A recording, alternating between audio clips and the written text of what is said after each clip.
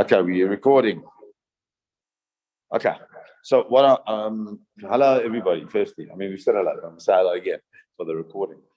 Just to welcome everybody back. It's nice to start learning as much as we can face to face. But those who can't make it face to face, Heather, myself, it's great to have you here. And Bezrat Hashem, we'll learn a little bit, and we'll start the year again. And from now on, we'll be face to face. Okay, please God. Should come if you. What's nice about on Zoom is that they don't have to wear masks, but neither are we. So but it's all nice and airy, and we're all good, and we're far away from each other, so we don't have to worry. Okay, let's get going. We're beginning of Parsha Truma. Parsha Truma is a difficult parsha, and the reason why it's a difficult parsha because in a way the actual parsha of Truma has no relevance long term in itself in the technical aspect of Truma, because Truma tells us about the Mishkan, right? There is then the Beis Hamikdash, which is built the model on that. But the Mishkan is the Mishkan, and the Mishkan lasted until Shiloh. And then when they built the Beis Hamikdash, everything was no longer relevant in a way. The Aron was still there, but everything had to be redone to fit within the architecture of the Beis Hamikdash. So nonetheless, it's sitting here because we have to learn lessons out of it. And let's try and learn lessons. And you'll see that before we even get into the different aspects, I want to go through the Malbim. So the Malbim is an amazing commentary. He's quite new. I can't remember exactly, but he's really not 300 years max, if not less. The Malbim is amazing. The Malbim, what he does is he takes ideas, expands ideas, as well as translates words. And sometimes words you don't always understand them because there are many words that mean the same thing. Hebrew is very subtle. So we'll say, God, and God in Hebrew, there's a whole bunch of different words, like Natar is God, Shamar is God, different words. And each one has a specific nuance which we need to understand. So the Malbim will take different words, and I'm not sure how many of those we're going to get to today, but and he'll explain them, and through that you get a whole new insight into everything. So it's beautiful. So let's start with the Malbim. So the first thing, let's go through the first part of the parsha. Hashem speaks to Moshe and he says to him the following: Daber el bnei Yisrael. Speak to bnei Yisrael. Now the word daber, as a rule, is a direct means of speech. Amar is a much more subtle way of speaking. Okay? Daber is straight. It's very clear. And what does he say? Speak to Bnei Israel. Vayikru li truma. They must take for me truma. We'll understand what that word means. From every single person whose heart will give. Tikru et trumati. You must take my truma. V'zota truma, and this is the truma asher tikru me'itam that you must take from them. Zahav v'chesef v'nochoshet. Now, I would like you to count as we go through. Zahav, v'chesef, v'nochoshet. There's three. V'techelet v'argaman. V'tola'at shani. V'sheish v'izim. So that's 3, 4, 5, 6, 7, 8. V'orot elim, ma'adamim. 9. V'orot techashim. 10. V'atzei shitim. 11. Shemen lamor. Shemen is, those are all different things. I'm not going to go into them right now. Shemen lama'or, the oil for the lamps. Besamim la shemen hamishpat, 12, 13. Veliktoret hasamim. Avnei shoham, the avnei meluim. And 2 different types of stones. How many does it give you? A total of 15 general concepts. Okay? And then, Vasuli mikdash, v'shachanti b'tocham. When you take those 15 things, then you make a mikdash. V'shachanti b'tocham, and I'll live within b'tocham. We know there's that great drosha that everybody quotes. It doesn't say v'shachanti that I live in it. It says v'shachanti b'tocham, I live in you. So it means that really we have to the Mishkan in this case is for a place for our is really a space in our hearts, not only the building, and so therefore must try and Hashem will live in that. But it's all around the 15. How do I know that? Because if HaKadosh Baruch Hu had said, that you must build the Mishkan, and then and then he said the 15, it would seem that the 15 would be less important. But it's clear that the 15 are important. That's not my hierarchy. That's the Malbim. We're going to see why he says that. However, I will show you what everything has to look like. That's how you must build them, both the Mishkan itself and all the different kalim, all the different vessels in it. And that's how you must do it. So let's go. Let's try and understand. What's this idea, number one, of Truma?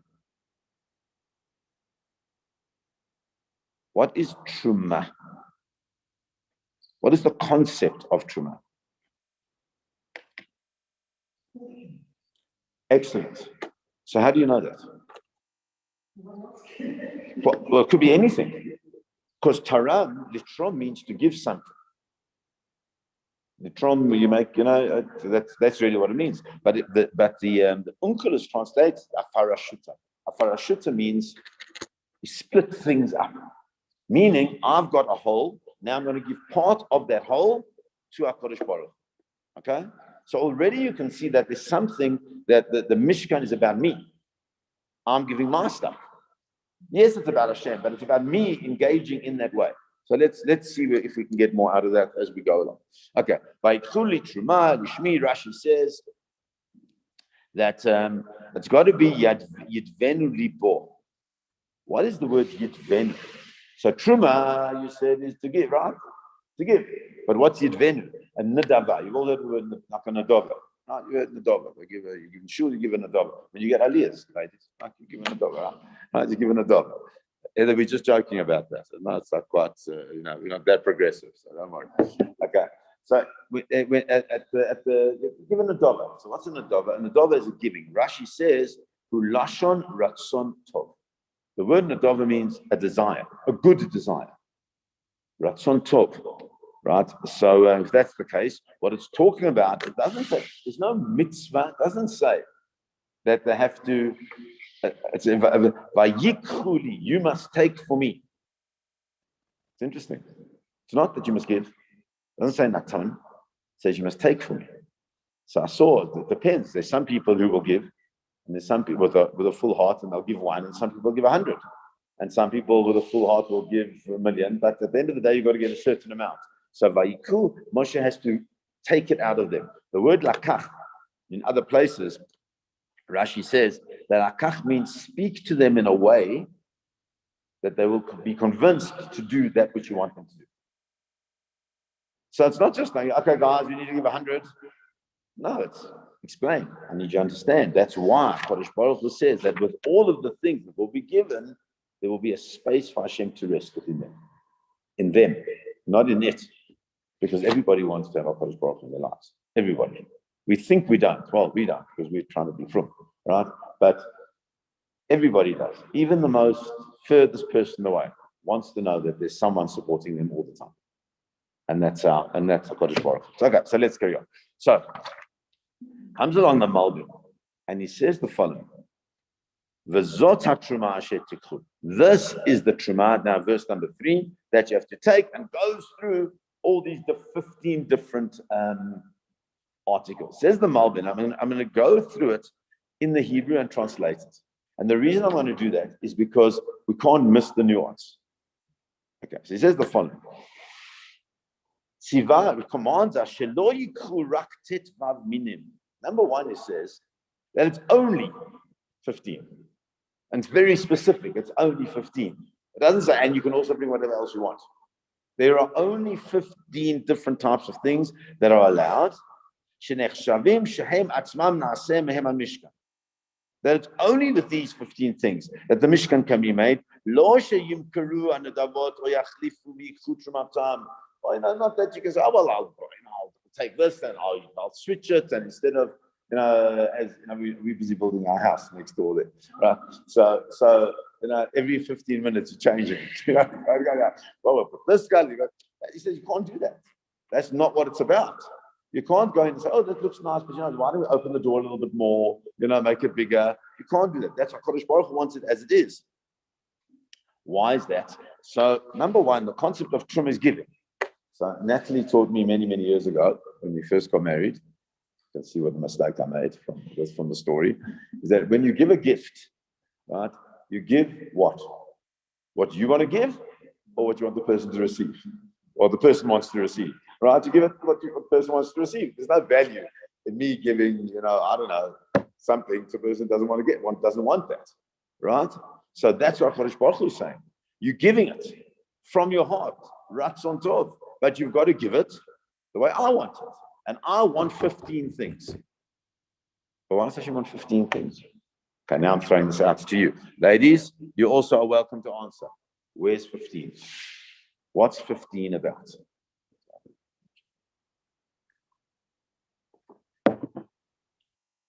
Because there's a secret in 15. And you all know this, and I know you know this, because we've been through this before in other times that we've done 15. So let's start. Number one, there are 15 steps. Okay? Those 15 steps correspond to what? Yes. Yes.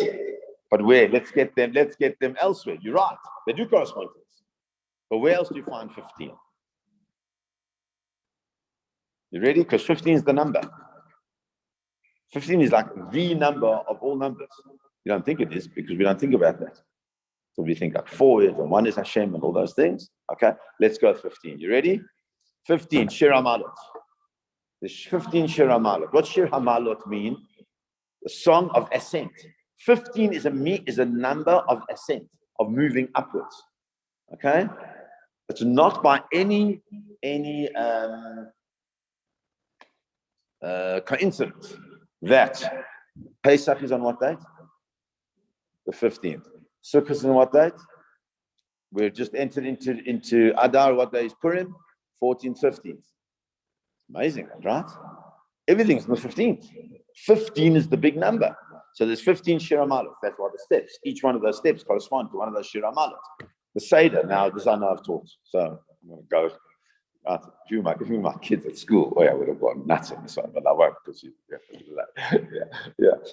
15, Kadesh, Urchatz, Kalpas, Yachatz, Magid, Achtzah, Matzim, Matzah, is 15. Those 15 are the 15 Shir HaMalot. The end of our Seder is the time we're supposed to be flying. Not when we're eating the matzah. I mean, no one flies when they eat the matzah. Okay, it's the opposite. Okay. But that's where we're building up and up and up and up till the word nirtzah, which is the end, right? Which, by the way, that word nirtzah is the same word that Rashi uses, yeah? Ratzon Tov. Connection. Everything is connected, this, by the way. So we've got the steps. We've got the Shir HaMalot. We've got the 15 the steps of the Seder. In the Seder, we say Dayanim. How many Dayanis are there? 15 Dayanis. So 15 presents itself all over. And the question is, why 15? What does 15 do for us? And where does it come from? It's all very nice to say it comes from the Shir HaMalot. But the Shir HaMalot have to do are coming from somewhere else. David HaMelech develops this concept of the 15 Shir HaMalot to correspond to 15 levels of elevation, but he's trying to push us to some point for us to understand it. So let's try and understand it. Says the Malbim. Ba'asher haya Mishkan. Listen carefully to this. This is unbelievable. Ba'asher haya Mishkan. The Mishkan was Shaku Keneged Ha'olam. Sorry. Yeah. Shaku Keneged Ha'olam. That the Mishkan is totally corresponds to the entire world. Okay? As Chazal say, Chazal explained to us, the world was created how? So it's a little bit of an unfair question because you guys don't daven the whole chakras, luckily enough. Inside the chakras, I'm just going to get a siddur for everybody, some ladies, so excuse me.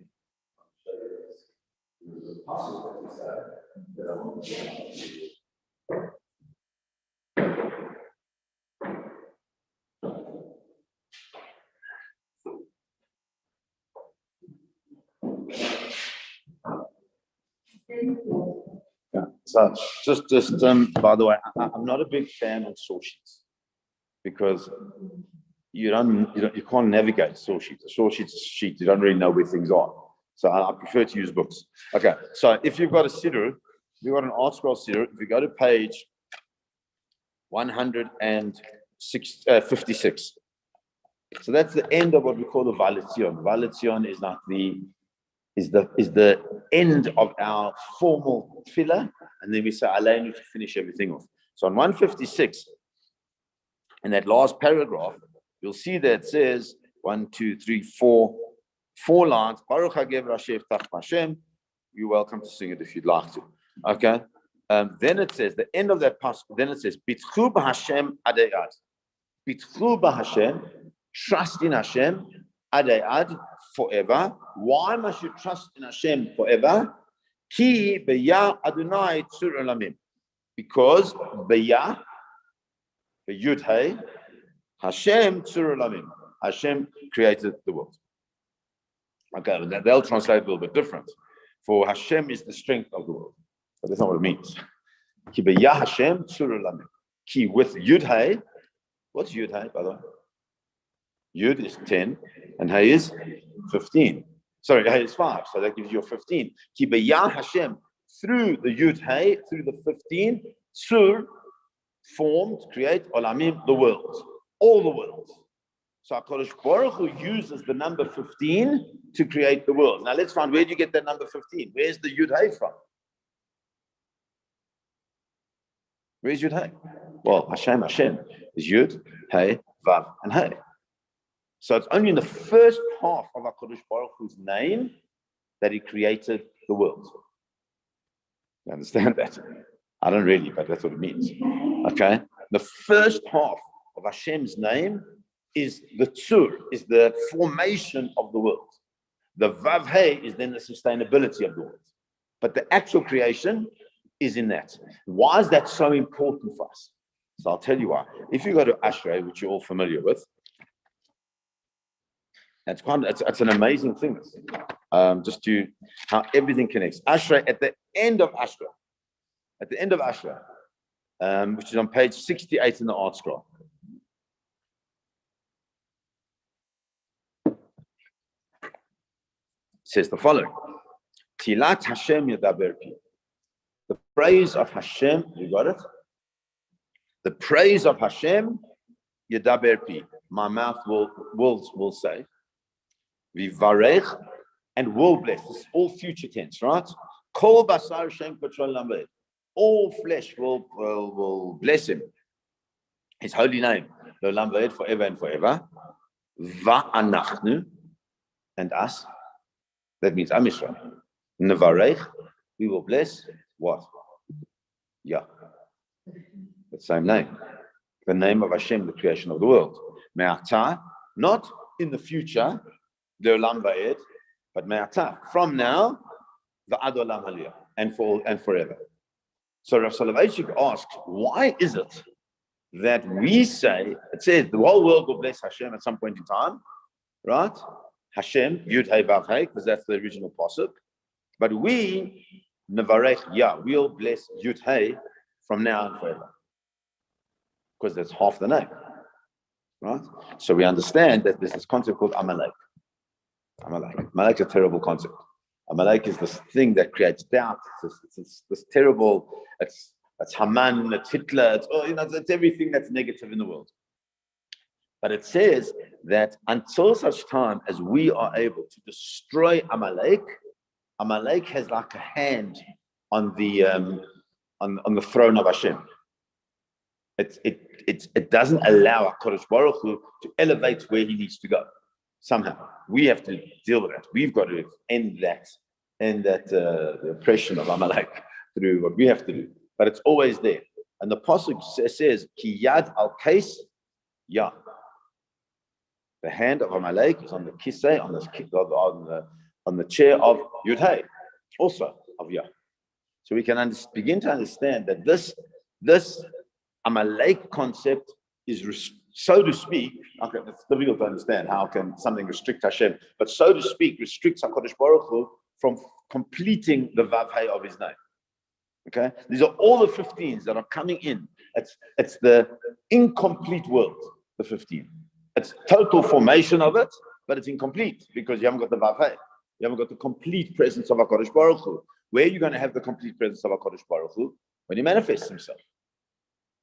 Manifests himself in this world. Where is he going to do that? In the Mishkan. But he needs the 15. He's got to start with that form. Then he'll bring himself in the Vav. Okay. Then we'll get to what the Vav, where it comes in. Okay. But let's start. So says the Malbim, that's Olam Hazeh v'Olam Haba Hayu Tet Vav Minim b'Misparam. He says also, it's for this world and for the world to come. Both of them are formed out of the 15, and that's something that we have to in some way understand. Now, what he has said, is that if the Mishkan is like the world, okay, then everything that is going to be in the Mishkan, we don't have time to go through all of it, but everything that is built into the Mishkan reflects something in the world, something about the world. And then he says the following, no doubt, we know, Shekol ha'olamot haim mitachdim ke'ish echad. Three in a whole, like we all know this. Then every single world that exists, that's Olam Hazeh, Olam Haba, the whole universe, everything, when they all come together, they come together ke'ish echad, like one person. Which is fascinating, because if we understand that, I'm unpacking, I hope you don't mind, because it's just unbelievable. What the Malbim is saying is that we, me individually, and you all individually, are a whole world. The whole world. We contain everything. We don't realize that we contain everything. And the whole of reality, says the Malbim, we are reality. Nothing else is reality. Okay. Perushah, what does that mean? Shekamo shekol iberia adam hagam shekol echad mehem hu mimezek hatkuna miyuchedet. So that every limb, everything, even though it is its own thing, right? So your nails, you think you can't live without your nails. You can't. You can't live without your nails, but you're incomplete. Right. So every single thing that we have in our world is separate. They all come together to create one person.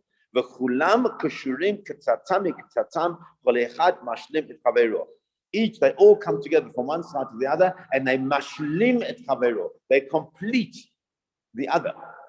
Your hand is incomplete if you don't have nails. Not painted. Okay. But just nails. Okay. To the extent that if you're missing one small limb of some sort, or gid echad, or even a sinew,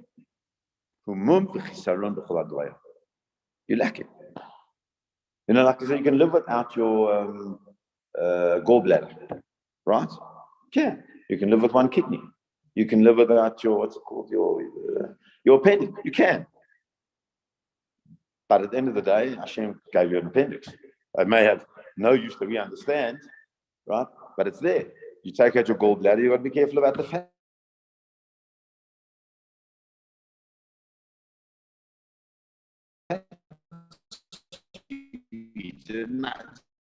It's all the materiality of the world, the ha'olamot, and all these different worlds that we live, and mispar, which have no number, Shebara Hashem, that Hashem created, Hem Aruchim Musdarim Ki'ish Echad.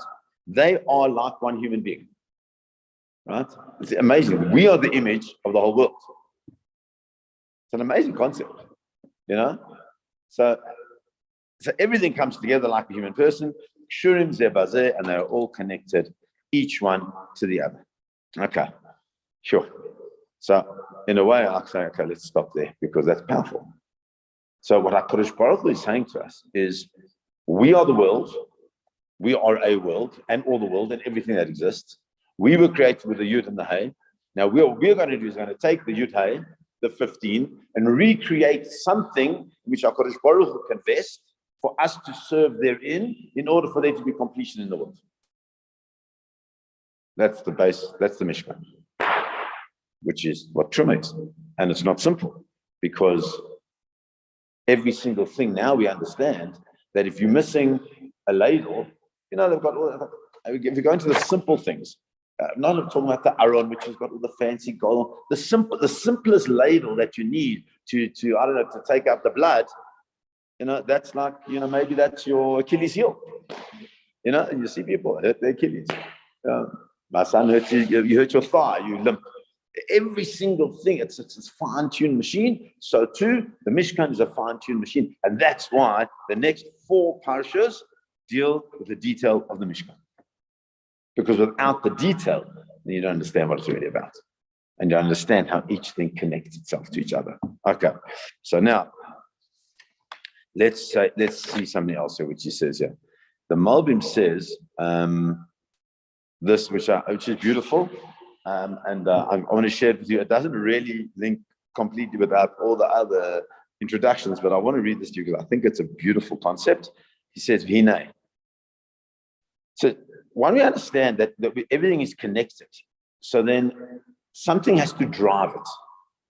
The world has to be driven by something. What drives the world? What drives the like in your car? So you're going to send your car for a service. Okay, we should go for services. That'd be amazing, huh? Right, let's go for a service. Spark plugs it off. Right. You send your car for a service. Why? Because you've got to make sure that everything's clean and works properly. So what's the driver of the world? What makes sure that the world works properly? Well, we call them mitzvahs. We call them following the way of HaKadosh Baruch Hu. Says the Malbim. Listen to this. Beautiful. This, I think. Okay. Says the following. Vinay. Hashem arach et hanaga be'ofen.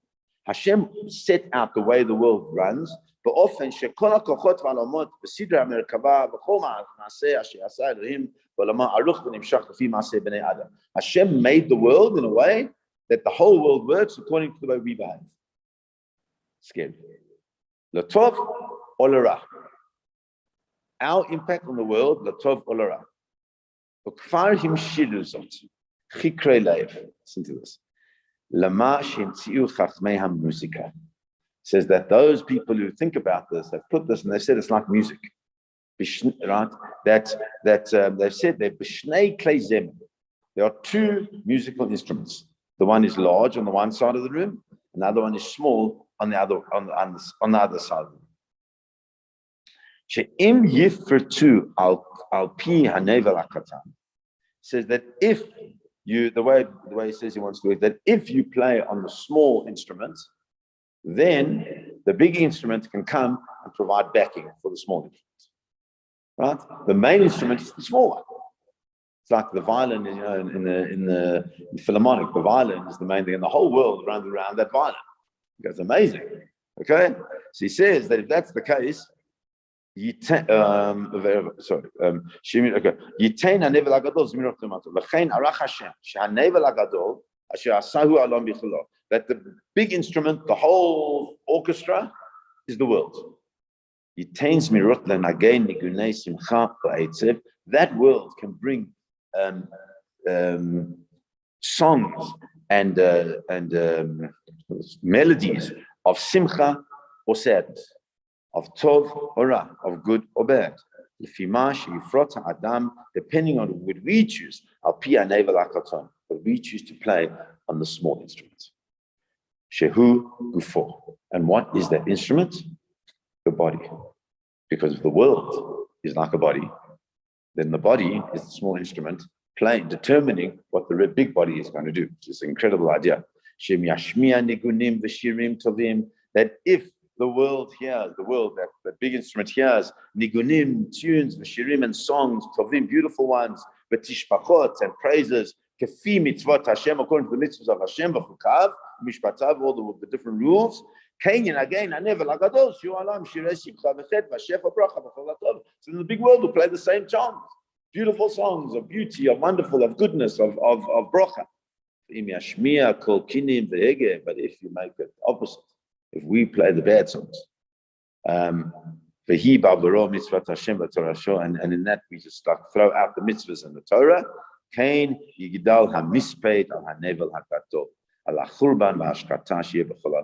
then the same tune will be played in the world. That's khurban, that's destruction, that's hashkata, that's like decimation in all the world.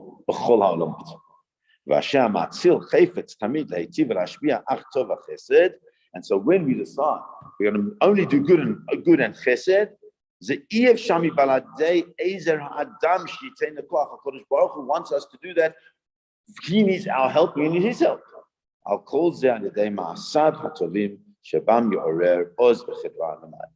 we do good, so these words, we arouse Oz, which is Hashem's strength. Oz, Hashem Oz le'amo yitain.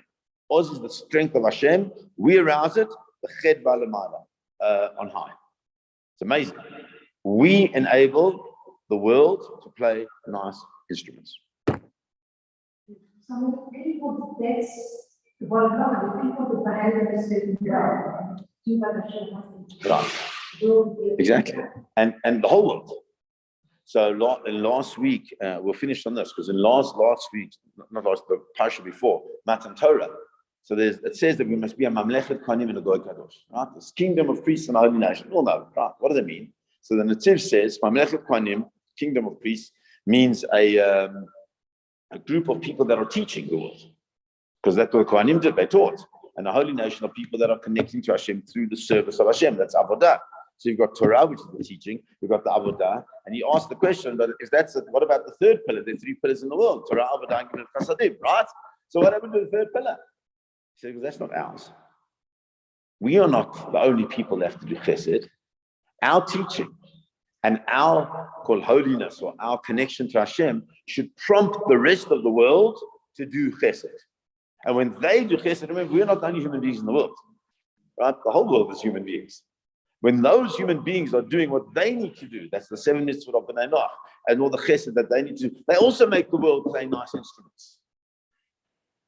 Nice music, beautiful tunes, classical music at its best. So what is it? So therefore, it's all coming out that part of this concept of this Mishkan is reflecting on who we are, what we do, how we do it, that every single thing that we have that makes up our being will impact on how the world will run. And once we get that, then we can say, okay, now it's time for the Mishkan. The Mishkan simply is a reflection of me, a human being. And we'll try, please God, thank God we've got a few weeks, because it's all part of the same thing. We'll try and go do a couple of things. We'll indicate where that happens and how that happens through the market. Okay, ladies, let's stop there. Thanks, guys. Nice to have you here. Please, God. Thank you. We'll continue next week live if possible, please. Please, God. Okay. Thank you. Thanks.